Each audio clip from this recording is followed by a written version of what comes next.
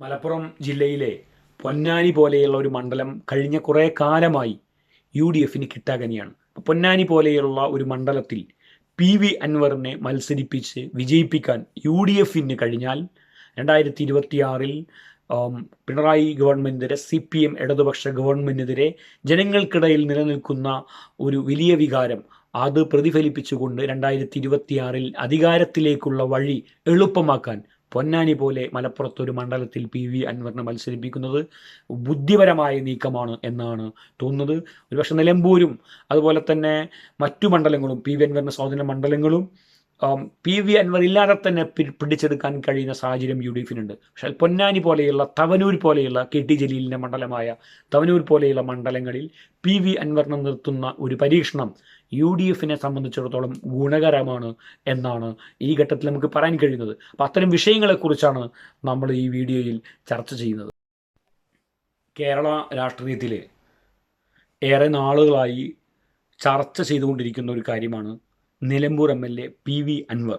അദ്ദേഹം എടുക്കുന്ന നിലപാടുകൾ, അദ്ദേഹം സംസ്ഥാന ഗവൺമെൻറ്റിനെതിരായിട്ട് CPMനെതിരായിട്ട് പിണറായി വിജയൻ്റെ ഓഫീസിനുമെതിരായിട്ട് നിരന്തരമായി നടത്തിക്കൊണ്ടിരിക്കുന്ന വിമർശനങ്ങൾ, അത് അദ്ദേഹം ഒരു ഭരണകക്ഷി MLA എന്ന നിലയിൽ ഒരുപക്ഷെ കേരളത്തിൻ്റെ ചരിത്രത്തിൽ കേട്ടുകേൾവി പോലുമില്ലാത്ത നിലയിൽ ഒരു ഭരണകക്ഷി സ്വതന്ത്ര MLA സംസ്ഥാന ഗവൺമെൻറ്റിനെതിരായിട്ട് ഏറ്റവും ശക്തമായ വിമർശനം ഉന്നയിച്ച സാഹചര്യങ്ങളാണ് ഉണ്ടായിരുന്നത്.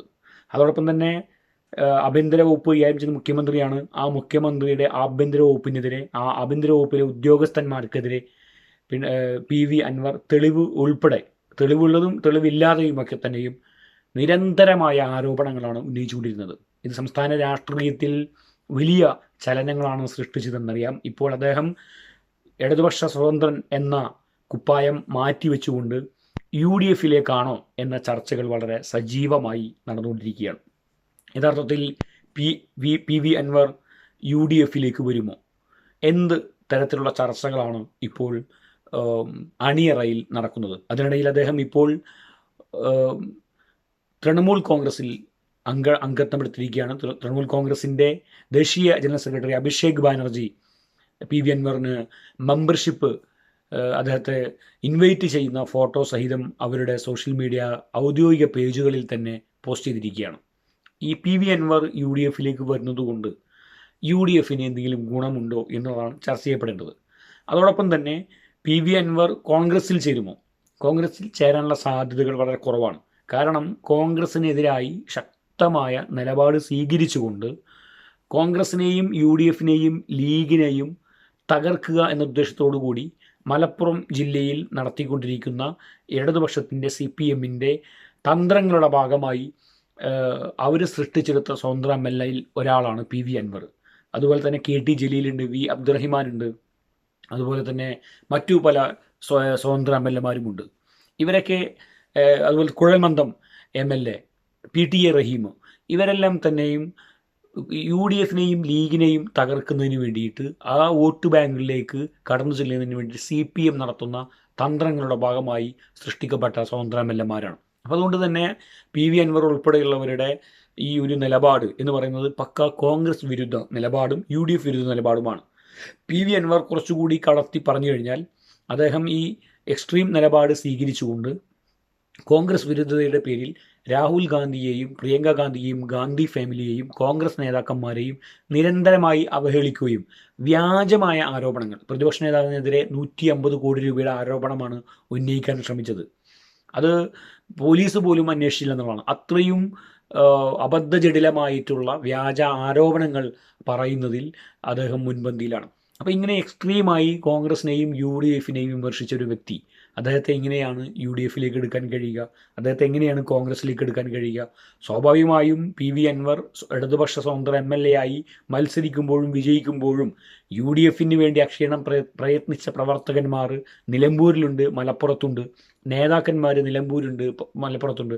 ഇവരൊക്കെ ഇപ്പോൾ പ്രതിഷേധവുമായി രംഗത്ത് വന്നതോടുകൂടി PV അൻവറിനെ എടുക്കുന്നത് ഗുണത്തേക്കാളേറെ ദോഷം ചെയ്യും എന്ന സാഹചര്യം ഉണ്ടായിരിക്കുന്നു. അതോടൊപ്പം തന്നെ ഇപ്പോൾ PV അൻവർ ഇല്ലാതെ തന്നെ ഒരുപക്ഷെ നിലമ്പൂർ പിടിച്ചെടുക്കാൻ UDFന് കഴിയും എന്ന ഒരു സാഹചര്യം കൂടിയുണ്ട്. PV അൻവർ വന്നതുകൊണ്ട് മലപ്പുറം ജില്ലയിൽ എന്തെങ്കിലും പ്രത്യേകിച്ച് ഗുണം ഉണ്ടാകും എന്ന് UDF കരുതുന്നില്ല. ഇവൻ മുസ്ലിം ലീഗ് പോലും കരുതുന്നില്ല.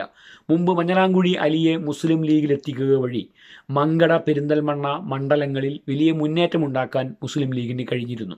എന്നാൽ ഈ ഘട്ടത്തിൽ മുസ്ലിം ലീഗ് മുൻകൈയെടുത്ത് PV അൻവറിനെ UDFിലേക്കോ കോൺഗ്രസിലേക്കോ ഒക്കെ കൊണ്ടുവരുന്നതിലൂടെ ലീഗിന് എന്തെങ്കിലും പ്രത്യേകിച്ച് ലാഭം ഈ പറഞ്ഞ പ്രദേശങ്ങളിൽ ഉണ്ടാകാനുള്ള സാധ്യത വളരെ കുറവാണ്. PV അൻവർ ഇല്ലെങ്കിലും മികച്ച ഒരു പ്രകടനം കാഴ്ചവെക്കാൻ കഴിയുന്ന ഒരു സാഹചര്യമാണ് മുസ്ലിം ലീഗിന് മലബാറിൽ നിലവിലെ സാഹചര്യത്തിലുള്ളത്. ഏറെക്കുറെ UDFിനും കോൺഗ്രസിനും ആ സാഹചര്യം തന്നെയാണ്. നിലമ്പൂരിൽ ഇപ്പോൾ PV അൻവറിന് വലിയ സ്വാധീനമുണ്ടെന്ന് കരുതുന്ന വണ്ടൂർ, ഏറനാട് എല്ലാം ഇപ്പോൾ ലീഗും കോൺഗ്രസും വലിയ ഭൂരിപക്ഷത്തിന് ജയിക്കുന്ന മണ്ഡലങ്ങളാണ്. നിലമ്പൂർ മാത്രമാണ് അതിന് അപവാദം, അതും പിടിച്ചെടുക്കാൻ കഴിയുന്ന സാഹചര്യമാണ്. അപ്പോൾ ഈ ഘട്ടത്തിൽ കോൺഗ്രസിനെ സംബന്ധിച്ചിടത്തോളം, ലീഗിനെ സംബന്ധിച്ചിടത്തോളം PV അൻവർ UDFിലേക്ക് വന്നേ മതിയാകൂ എന്ന ഒരു സാഹചര്യം ഇല്ല, ഒരു ചിന്തയില്ല. മറ്റൊരു സാഹചര്യം ഇപ്പോൾ കലങ്ങി മറിഞ്ഞു വരുന്നത് അദ്ദേഹത്തെ അറസ്റ്റ് ചെയ്ത് വേട്ടയാടാനുള്ള ശ്രമം നടത്തുമ്പോൾ അദ്ദേഹം UDFിലേക്ക് വരുന്നു. അതിൻ്റെ ഗുണം ദോഷം എന്നതിനപ്പുറം PV അൻവർ ഉയർത്തുന്ന ചില വിഷയങ്ങൾ അത് കൃത്യമായിട്ടും സംസ്ഥാന ഗവൺമെൻറ്റിനെതിരായിട്ടും ജനങ്ങൾക്കിടയിൽ അത് PV അൻവർ പറയുന്നതിൽ കാര്യമുണ്ട് എന്ന തോന്നലുമുണ്ട്. അപ്പം അങ്ങനെ വരുമ്പോൾ PV അൻവറിനെ പോലീസിനെ ഉപയോഗിച്ച് ജയിലടക്കാനുള്ള ശ്രമങ്ങൾ നടത്തുമ്പോൾ, വേട്ടയാടാനുള്ള ശ്രമം നടത്തുമ്പോൾ അതിശക്തമായി പ്രതിഷേധം അതിനെതിരെ ഉണരുന്നു എന്നുള്ളത് ജനങ്ങളുടെ മനസ്സുകൂടി വായിച്ചുകൊണ്ടാണ്. PV അൻവറിനെ പോലെയുള്ള ഒരാൾ ഇടതുപക്ഷത്തിനെതിരെ നടത്തുന്ന പോരാട്ടം ഒരു പാൻ കേരള പോരാട്ടമായി വരുമ്പോൾ PV അൻവർ UDFിൻ്റെ കൂടെ നിൽക്കുന്നത്, UDF അനുഭാവിയായി നിൽക്കുന്നത്, അല്ലെങ്കിൽ UDFിന് അദ്ദേഹത്തിന് UDFിനോടും ഒരു മൃദു സമീപനം ഉണ്ടാവുന്നത് ഒരു പാൻ കേരള അടിസ്ഥാനത്തിൽ പിണറായി വിരുദ്ധ, ഗവൺമെൻറ് വിരുദ്ധ ആ നയങ്ങൾക്ക് ജനങ്ങളുടെ പിന്തുണ കൂടുതൽ ഉറപ്പിക്കുന്നതിന് ഒരു ഘടകമായി മാറുന്നുണ്ട്. അപ്പോൾ സീറ്റുകളുടെ എണ്ണം എന്നതിനപ്പുറം പൊതുനിലപാട്, ജനങ്ങളുടെ പൊതുവികാരം സംസ്ഥാന ഗവൺമെൻറ്റിനെതിരാണ്. അത് PV അൻവർ ഉയർത്തുന്ന വിഷയങ്ങളൊക്കെ വളരെ പ്രധാനപ്പെട്ടതാണ്.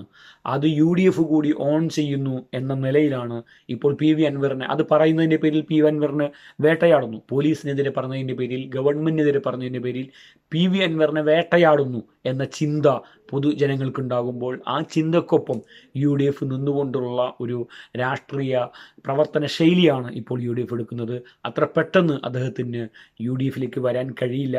പക്ഷേ ഈ PV അൻവർ ഉയർത്തിയിട്ടുള്ള ഈ വിമർശനങ്ങൾ, ഈ ഗവൺമെൻറ്റിനെതിരായിട്ടുള്ള ജനങ്ങൾ അനുഭവിക്കുന്ന വലിയ വലിയ പ്രയാസങ്ങൾ, അത് PV അൻവർ ഉയർത്തിക്കൊണ്ടുവരുമ്പോൾ അതിനൊപ്പം നിൽക്കാൻ UDFിന് കഴിഞ്ഞാൽ ഭരണമാറ്റം എന്നുള്ളത് ഇപ്പോൾ വലിയ നിലയിൽ ചർച്ച ചെയ്യപ്പെട്ടുകൊണ്ടിരിക്കുകയാണ്. 2026 വലിയ തകർച്ച CPMനുണ്ടാകും എന്ന് തന്നെയാണ് എല്ലാ രാഷ്ട്രീയ നിരീക്ഷകരും നമുക്ക് പൊതുവെ കാര്യങ്ങൾ വിലയിരുത്തുമ്പോൾ മനസ്സിലാക്കാൻ കഴിയുന്നത്.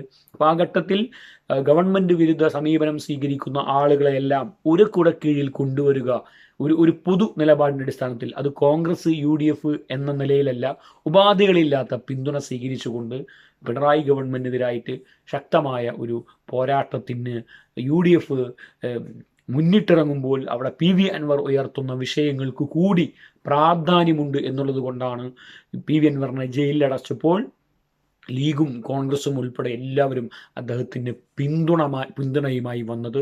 അങ്ങനെ വരുമ്പോൾ 2026 UDFിൻ്റെ ഒരു ഗവൺമെൻറ് വരുമ്പോൾ ആ ഗവൺമെൻറ്റിൽ ഒരു പക്ഷേ ജയിക്കാൻ സാധ്യതയില്ല, അല്ലെങ്കിൽ ഒരു പക്ഷേ നിലമ്പൂരോ അതുമല്ലെങ്കിൽ വണ്ടൂരോ അല്ലാത്ത, ഇപ്പോൾ കോൺഗ്രസിന് അത്ര പെട്ടെന്ന് പിടിച്ചെടുക്കാൻ കഴിയാത്ത പൊന്നാനി പോലെയുള്ള മണ്ഡലങ്ങളിൽ ഒരുപക്ഷെ PV അൻവറിനെ നിർത്തി വിജയിപ്പിക്കാൻ കഴിഞ്ഞാൽ UDF മന്ത്രിസഭയിൽ ഒരു മന്ത്രിയായി തന്നെ PV അൻവർ കടന്നു വരാനുള്ള സാധ്യത വളരെ കൂടുതലാണ്.